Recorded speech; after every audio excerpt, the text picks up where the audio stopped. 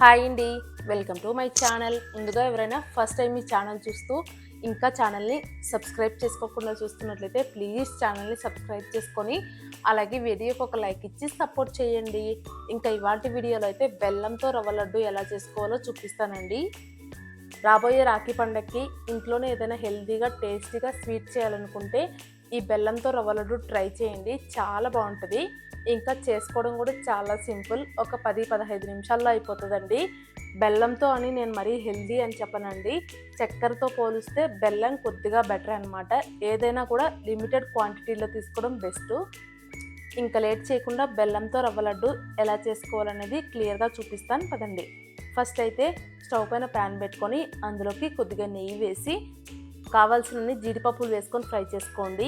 అలాగే మీరు రవ్వ లడ్డు చేసుకునే క్వాంటిటీని బట్టి నెయ్యి అయితే వేసుకోండి. జీడిపప్పులు ఇలా దూరగా ఫ్రై అయిపోయిన తర్వాత తీసేసుకొని పక్కన పెట్టేసుకోవాలి. ఇప్పుడు మళ్ళీ అదే నెయ్యిలోకి కొన్ని ఎండు ద్రాక్షలు కూడా వేసుకొని వాటిని కూడా మంచిగా ఉబ్బేంత వరకు ఫ్రై చేసుకొని తీసేసుకోవాలి. ఎండు ద్రాక్ష అయితే చాలా తొందరగా ఫ్రై అయిపోతుంది, సో చూసుకొని దగ్గరుండి కలుపుకుంటూ ఫ్రై చేసుకొని తీసేసుకోండి. ఇప్పుడు మళ్ళీ అదే నెయ్యిలోకి మీరు ఎంత రవ్వ లడ్డు చేసుకోవాలనుకుంటున్నారో దాన్ని బట్టి బొంబాయి రవ్వ అయితే తీసుకోండి. నేనైతే ఇక్కడ 3 కప్పులు బొంబాయి రవ్వ అయితే తీసుకున్నానండి. రవ్వని లో ఫ్లేమ్లో దగ్గరుండి కలుపుకుంటూ మంచి కలర్ వచ్చేంత వరకు ఫ్రై చేసుకోవాలి. అలా లైట్గా కలర్ చేంజ్ అయిపోయిన తర్వాత ఇప్పుడు అందులోకి కొద్దిగా ఎండు కొబ్బరి పొడి కూడా వేసుకొని ఫ్రై చేసేసుకోండి. ఇక్కడ ఎండు కొబ్బరి కొలత ఏమి ఉండదండి, కొద్దిగా వేసుకుంటే సరిపోతుంది. అలా ఎండు కొబ్బరి కూడా కాస్త ఫ్రై అయిపోయిన తర్వాత ఇప్పుడు అందులోకి ఇక్కడ నేను 3 కప్పుల రవ్వకి 2 కప్పుల బెల్లం పొడి అయితే వేసుకున్నానండి. ఫస్ట్ అయితే 1 కప్పు నిండుగా వేసుకొని మంచిగా కలిపేసుకుంటున్నా.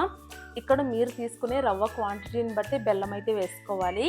అలాగే బెల్లం వేసుకున్న తర్వాత మంటని సిమ్లోనే ఉంచుకొని కాసేపు కలుపుకుంటూ ఉండాలి. ఇలా బెల్లం అంతా రవ్వలో కలిసిపోయిన తర్వాత ఫైనల్గా కాస్త యాలకుల పొడి కూడా వేసుకొని మొత్తం అంతా బాగా కలిపేసుకోండి. రవ్వ లడ్డులోకి టేస్ట్ మొత్తం యాలకుల పొడితోనే వస్తుందండి. అలా యాలకుల పొడి వేసుకొని మొత్తం అంతా కలిపేసుకున్న తర్వాత స్టవ్ ఆఫ్ చేసేసి కిందికి దించేసుకోండి. కిందికి దించిన తర్వాత ఇప్పుడు అందులోకి వేడి వేడి పాలని కొద్దిగా వేసుకుంటూ కలుపుకోవాలి. బెల్లం లడ్డుకైతే పాలు చాలా ఎక్కువగా పట్టవండి, సో చూసుకొని కొద్దిగా వేసుకోండి. మీరు ఒకటేసారి ఎక్కువగా వేసుకున్నారంటే లడ్డు మొత్తం లూజ్ అయిపోతుంది, మనకు లడ్డూలాగా చుట్టుకోవడానికి కూడా రాదనమాట. ఇలా కొద్దిగా వేసుకుంటూ కలుపుకుంటూ ఉండ వస్తుందో లేదో చెక్ చేసేసుకోండి.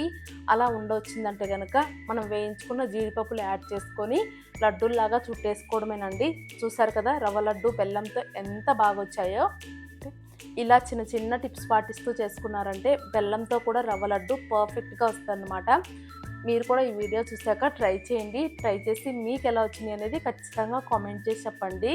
అలాగే ఈ వీడియో మీకు నచ్చినట్లయితే ప్లీజ్ వీడియోకి ఒక లైక్ ఇచ్చి మీ ఫ్రెండ్స్ అండ్ ఫ్యామిలీ మెంబర్స్కి షేర్ చేయండి. ఇంకా కొత్తగా ఎవరైనా మన ఛానల్ చూస్తున్న వాళ్ళు ఉంటే ఛానల్ని సబ్స్క్రైబ్ చేసుకొని సపోర్ట్ చేయండి. ఉంటాను, బాయ్.